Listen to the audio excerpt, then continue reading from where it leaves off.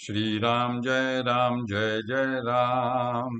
श्री राम जय राम। श्री राम जय राम। ओम नमः शिवाय। ओम नमः शिवाय। ओम नमः शिवाय। योग वासिष्ठ दिवस क्रमांक 472। उपशम प्रकरण सर्ग 87। वशिष्ठ म्हणाले, रामा, वीतहव्य मुनी पुढे दीर्घ व उच्च स्वराने प्रणवाचा उच्चार करीत मननाची शांती होणे व आशा आकांक्षांची शांती होणे अशा क्रमाने ज्ञानाच्या 6व्या व 7व्या भूमिकेस प्राप्त झाला व अंतःकरणात तो ब्रह्माला प्राप्त झाला। आकारादी मात्रा व विश्वादी पाद यांच्या भेदाने प्रणवाचे स्मरण करणारा तो मुनी अध्यारोप व अपवाद ह्या उपायाने शुद्ध व अव्यय स्वरूपास प्राप्त झाला। ह्या जगातील संकल्पानेच कल्पिलेल्या सर्व बाह्य, स्थूल व अत्यंत सूक्ष्म भागांचा त्याग करून तो स्वरूपातच स्थित असलेल्या चिंतामणीप्रमाणे अगदी अक्षुब्ध चित्त होऊन राहिला। ज्याच्यातील तेजपुंज व तमपुंज शांत झाले आहेत, सूर्य, चंद्र, नक्षत्रे लोपली आहेत, बाष्प, अभ्र व धूळही निघून गेली आहे, असे सर्वव्यापी आकाश जसे शरद ऋतूमध्ये स्वच्छ असते त्याप्रमाणे वीतहव्य स्थिर, शांत, निश्चल व स्वच्छ चित्त झाला।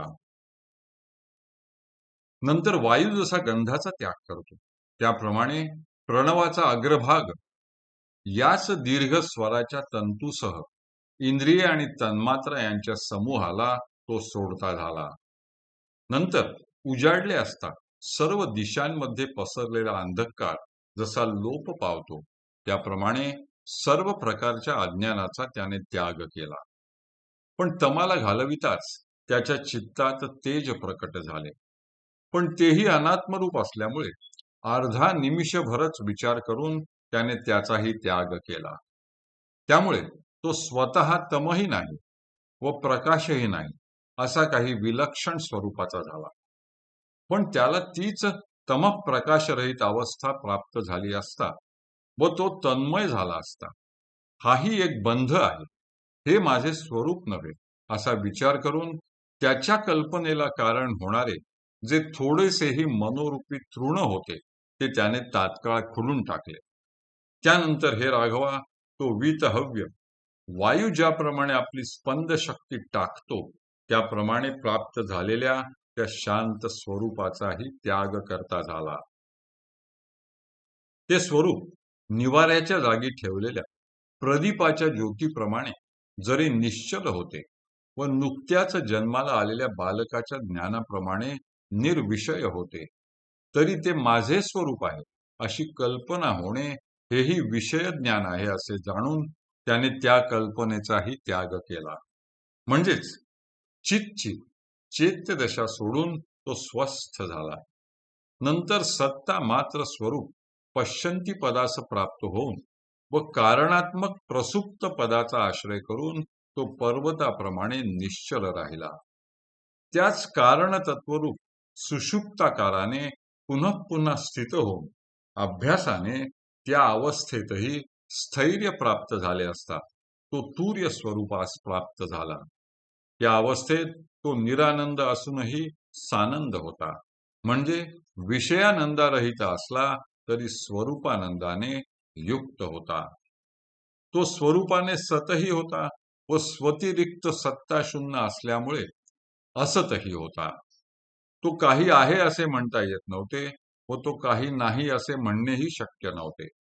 तर उलुकादिकांना अंधकारच जसा प्रकाश भासतो त्याप्रमाणे त्याला काही नसणे म्हणजे सर्व विषयांचा अभाव हाच प्रकाश होता।